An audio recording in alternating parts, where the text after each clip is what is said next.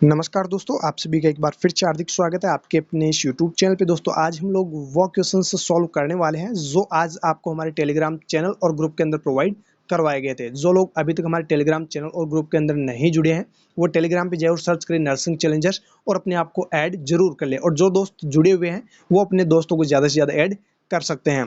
तो आज तारीख हो गई है 4 अप्रैल और मात्र आपके पास में 9 दिन है। 9 दिन बाद आपका एग्जाम हो जाएगा एम्स नॉर्सेट का।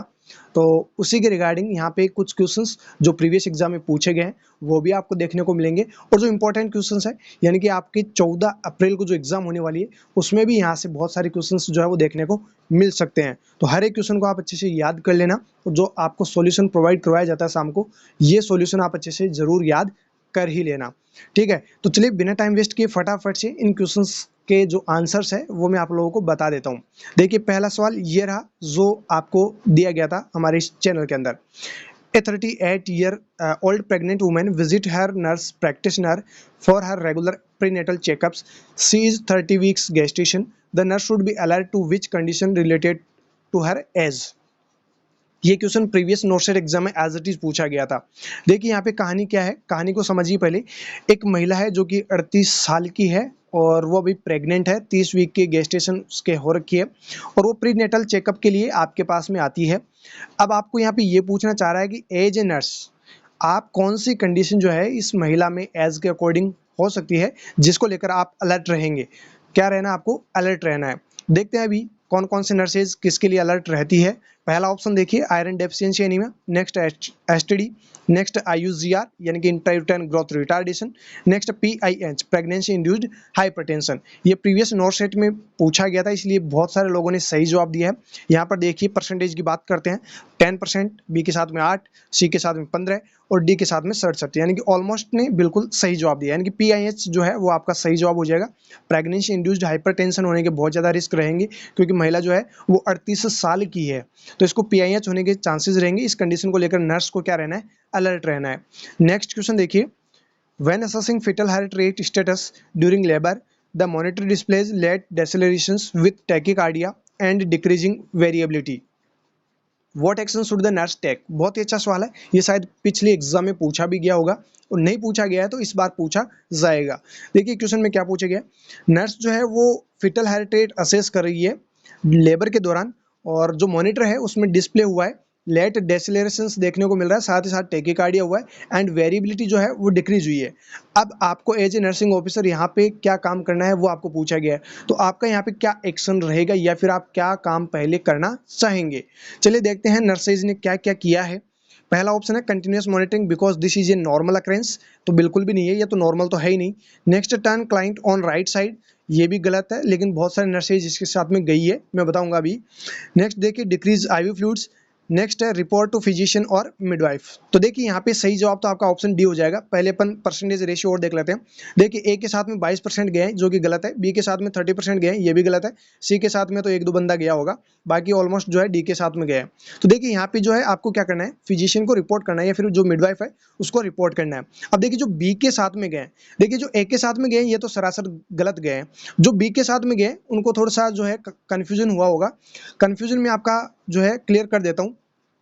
देखिए अगर यहाँ पे क्वेश्चन जो ऑप्शन है उसमें turn client on left side लिखा होता तो आपका सही जवाब लेफ्ट साइड वाला हो जाता, लेकिन यहाँ पे बोला गया राइट साइड, तो राइट साइड पोजीशन जो है पेशेंट को नहीं देनी है इस कंडीशन के अंदर। ठीक है, ये आपको ध्यान रखना है। इमीडिएट जो एक्शन होगा ना इस कंडीशन में वो क्या होगा, turn client on left side, right side नहीं लेफ्ट साइड बोल रहा हूँ मैं। ठीक है, लेफ्ट साइड जो है मदर को घुमा देना है, उसके बाद में ऑक्सीजन जो है वो एडमिनिस्टर करनी है, और अगर ऑक्सीटोसिन चल रहा है तो वो ऑक्सीटोसिन जो है वो डिसकंटिन्यू करना होता है, और साथ ही साथ जो ब्लड प्रेशर है वो महिला का चेक करते रहना होता है।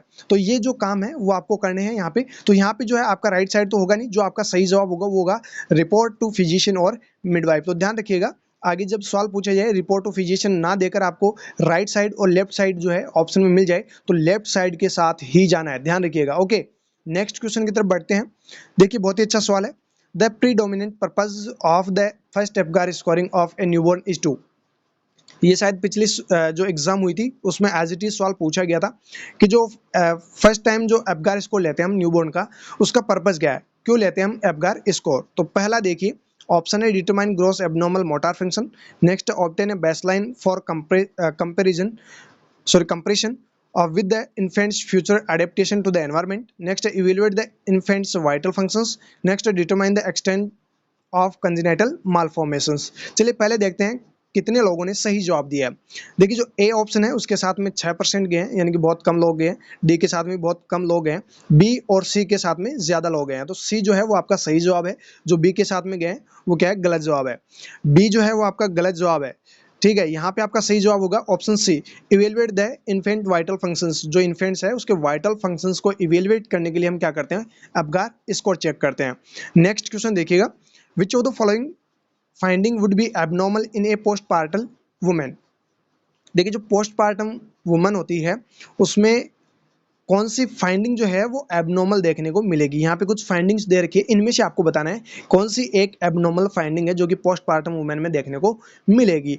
पहला ऑप्शन है chills shortly after delivery, next है pulse rate of 60 BPM in morning on first post delivery day, next urinary output 3000 ml on the second day after delivery, next an oral temperature of 101 degree Fahrenheit या फिर centigrade में यहाँ पे पढ़ लीजिए on the third day after delivery. तो यहाँ पे ये बहुत ही अच्छा सवाल है और बहुत बार पहले भी पूछा जा चुका है और आगे भी पूछा जाएगा। तो यहाँ पे आपका सही जवाब तो हो जाएगा ऑप्शन डी।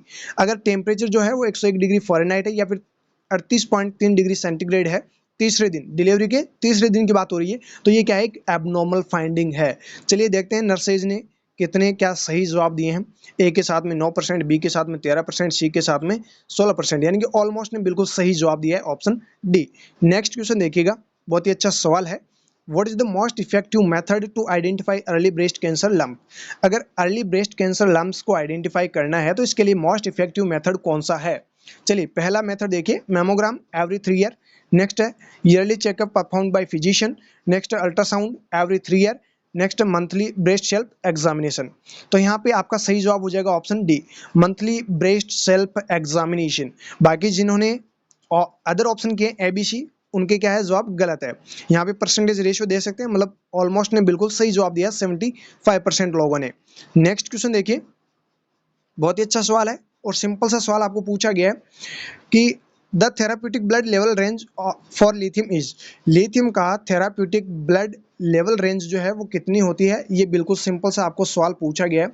चलिए यहाँ पे ऑप्शन फर्स्ट है 0.25 से 1.0 मिलीक्यूलेंट पर लीटर, नेक्स्ट 0.5 से 1.5 मिलीक्यूलेंट पर लीटर, नेक्स्ट 1.0 से 2.0 मिलीक्यूलेंट पर लीटर, नेक्स्ट है 2.0 से 2.5 मिलीक्यूलेंट पर लीटर। तो यहाँ पर देख मैं आपको बता देता हूँ, यहाँ पे ऑप्शन जो डी है ये तो आपका टॉक्सिक रेंज है। कौन सी है, टॉक्सिक रेंज। अगर ये रेंज लिथियम की होती है ब्लड के अंदर, मतलब टॉक्सिक साइड इफेक्ट्स जो है वो इस पर्सन के अंदर देखने को मिलेंगे जो लिथियम ले रहा है। यहाँ पे आपका सही जवाब होगा ऑप्शन बी, 0.5 से 1.5 मिलीक्यूलेंट पर लीटर। अब यहाँ पे देखते हैं कितने लोगों ने सही जवाब दिया। बिल्कुल ऑलमोस्ट लोगों ने बिल्कुल सही जवाब दिया ऑप्शन बी, और जिन्होंने गलत जवाब दिया है वो सही कर लेना। आगे ये क्वेश्चन बहुत बार पूछा जा चुका है और पूछा जाएगा। नेक्स्ट क्वेश्चन देखिए, A client with bipolar disorder taking lithium tells the nurse that he has ringing in his ears, blood vision and diarrhea. The nurse notices a slight tremors in his left hand and the slurring pattern to his speech. Which of the following action by the nurse is appropriate? देखिए एक bipolar disorder का patient है और वो lithium therapy पे चल रहा है। लिथियम थेरेपी पे वो पेशेंट चल रहा है और उस पेशेंट के अंदर देखिए क्या क्या देखने को मिल रहा है, रिंगिंग इन द ईयर मतलब टिनेटस हो रखा है, ब्लड विजन देखने में थोड़ा सा धुंधलापन उस पेशेंट को नजर आ रहा है, साथ साथ डायरिया उसको हो रखा है। और जब आपने नोटिस किया उस पेशेंट को तो जो लेफ्ट हैंड है उसके अंदर कुछ ट्रिमर्स, थोड़ी बहुत ट्रिमर्स भी देखने को मिल रहे हैं। अब आपको पूछा गया यहाँ पे एज ए नर्स आप कौन सा एक्शन लेंगे।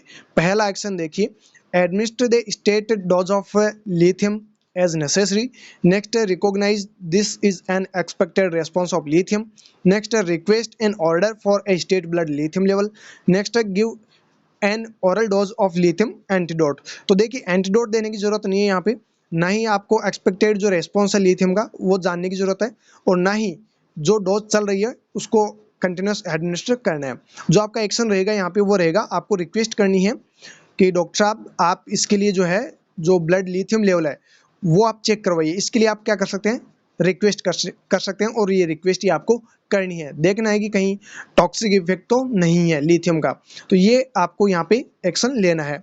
यहाँ पे परसेंटेज रेशियो देख लीजिए, मतलब ऑलमोस्ट ने 60% लोगों ने बिल्कुल सही जवाब दिया है।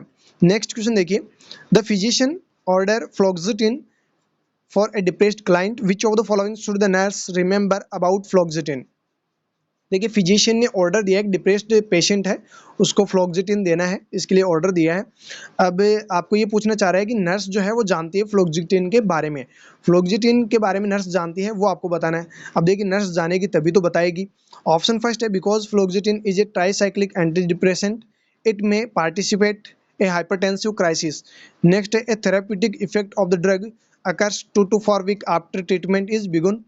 Next है, food such as cheese, yogurt, soya sauce and bananas should not be eaten with this drug. Next, fluoxetine may be administered safely in combination with the monoamino oxidase inhibitor. देखिए यहाँ पे जो दो ऑप्शंस दिए हुए हैं, जैसे हाइपरटेंसिव क्राइसिस एंड जो आपको सी ऑप्शन दे रखा है, ये एम और ए आई के लिए है। मोनो अमाइनो ऑक्सीडेज जो इनिबिटर्स होते हैं इनके ऊपर लागू होता है। यहाँ पे तो आपको पूछा जा रहा है फ्लोक्सिटिन के बारे में। देखिए फ्लोक्सिटिन का यहाँ पे जो नर्स है वो रिमेंबर रखेगी, मतलब याद रखेगी, जब भी किसी पर्सन को फ्लोक्सिटिन दी जाती है तो उसका एक्शन जो है, उसका जो थेराप्यूटिक इफेक्ट है वो 2 से 4 वीक बाद में नजर आता है। ये नर्स को पता होना चाहिए, और नर्स को पता होगा तभी वो उनके पेरेंट्स को बता पाएगी, तो ये आपको ध्यान रखना है। नेक्स्ट यहाँ पे इसका पहले आंसर में देख लेते हैं कितना परसेंटेज लोगों ने कितने सही जवाब दिए। मतलब ऑलमोस्ट लोगों ने 45% ने सही जवाब दिया, बाकी जिन्होंने भी गलत जवाब दिया है वो सही कर ले। नेक्स्ट क्वेश्चन देखिए, बहुत ही अच्छा सवाल है। After 3 week of treatment, a severely depressed client suddenly begins to feel better and start interacting appropriately with other clients and staff. The nurse knows that this client has an increased risk for. देखिए एक 3 week से patient है जो कि treatment ले रहा है, 3 सप्ताह से ट्रीटमेंट ले रहा है और सीवियर डिप्रेशन का वो पेशेंट है। अब वो सडनली अचानक से वो आपके साथ में बिल्कुल सही बर्ताव कर रहा है, और वो ऐसे दिख रहा है जैसे कि बिल्कुल नॉर्मल हो। तो ऐसा नहीं है कि उसके साथ आप खेलने लग जाओ, एंड जब वो मतलब बेटर फील कर रहा है तो उसके जो ट्रीटमेंट चल रहा है उसको आप स्टॉप कर दो, ऐसा बिल्कुल भी नहीं करना है। ठीक है, अब यहाँ पे यही तो पूछना चाह रहा है कि नर्स यहाँ पे जो है इस पेशेंट में मतलब कौन सा जो है रिस्क सबसे ज़्यादा होगा। ये ऐसा मतलब फील बेटर, जो बेटर जो है फील कर रहा है, या फिर आपके साथ में अच्छे से बात कर रहा है, अच्छे से खेल रहा है, खा रहा है, पी रहा है, नाच रहा है ना, सारी चीज़ें कर रहा है, तो मतलब ये किसको इंडिकेट कर रहा है। तो यहाँ पे ऑप्शन फर्स्ट है suicide, next exacerbation of depressive symptom, next violence toward other, next psychotic behaviour. तो यहाँ पे आपका सही जवाब हो जाएगा ऑप्शन फर्स्ट, सुसाइड। जो सीवियरली डिप्रेस्ड पर्सन होते हैं, हो सकता है ये सवाल आपको और किसी भी प्रकार से पूछा जा सकता है, मतलब मॉडिफाई करके। सीवियरली जो भी डिप्रेस्ड पर्सन होते हैं वो अगर अपने आप को अच्छा महसूस करते हैं या फिर आपके साथ में अच्छे से बर्ताव करते हैं, मतलब नॉर्मल पर्सन की तरह आपके साथ में पेश आते हैं, मतलब समझ जाना पेशेंट जो है वो सुसाइड करने की सोच रहा है, मतलब सुसाइड करने का उसका मन है। वो आपके साथ तो अच्छे से बर्ताव कर रहा है लेकिन वो मरने की पूरी कोशिश में है, तो यानी कि यहाँ पे जो रिस्क रहेगा वो सुसाइड का रहेगा।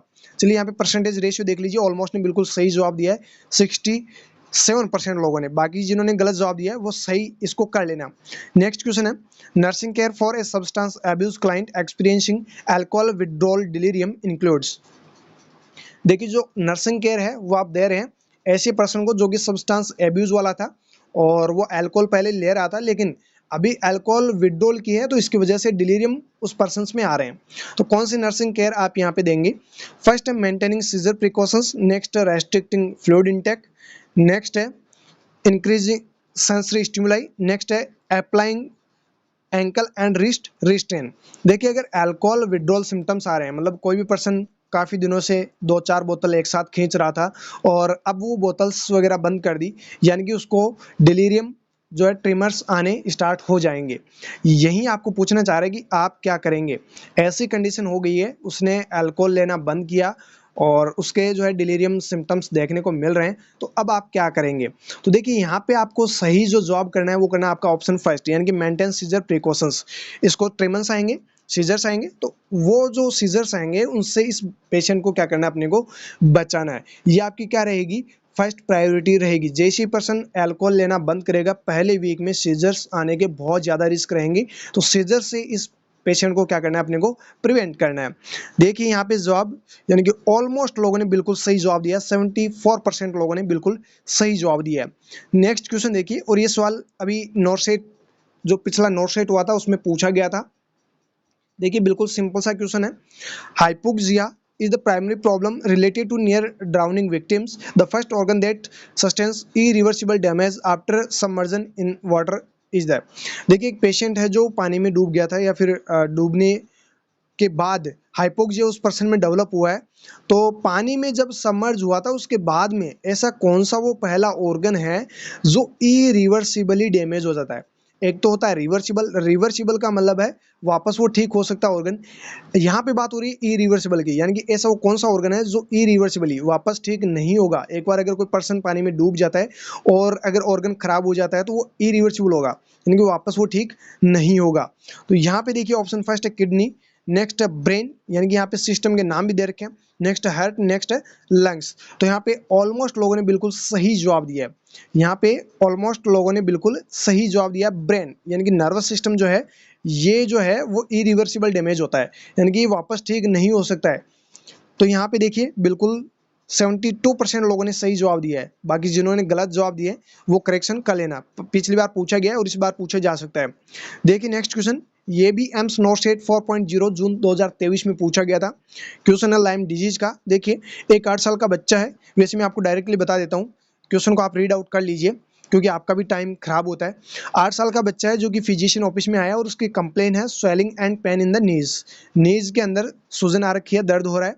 उसकी मदर कहती है the swelling occurred for no reason and keeps getting worse. ये जो सूजन आ रही है इसका कोई रीजन नहीं है। उसकी माँ ये कह रही है कि बिना रीजन के ये सूजन आई है और इसकी वजह से काफी बच्चा जो है वो परेशान है। The initial diagnosis is Lyme disease, जैसे आपने डायग्नोस किया मतलब पेशेंट को क्या हुआ है, जो बच्चा है उसको क्या हुआ है, लाइम डिजीज हुई है।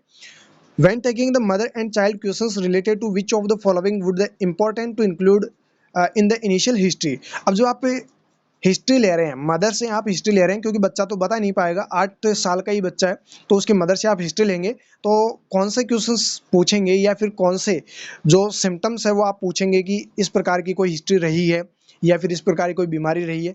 तो यहाँ पे इस प्रकार से ये आपको सवाल पूछा गया है और ये पिछली बार जब नॉर्सेट हुआ था 4.0 उस टाइम पूछा गया था, इस बार भी पूछा जा सकता है। तो देखिए पहला option decrease urinary output and flank pain, next है a fever of over 103 Fahrenheit occurring over the last 2 to 3 week, यहाँ पे 23 नहीं है, 2 to 3 वीक है, ठीक है। Next rashes covering the palm of the hands and the sole of the feet, next headache, malaise and short throat.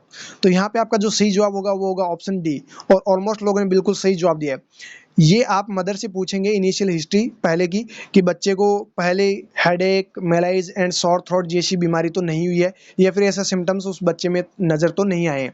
तो ये history आपको मदर से लेनी है। तो यहाँ पे आपका सही जवाब हो जाएगा headache, malaise and sour throat. चलिए यहाँ पे परसेंटेज रेशियो की बात करते हैं।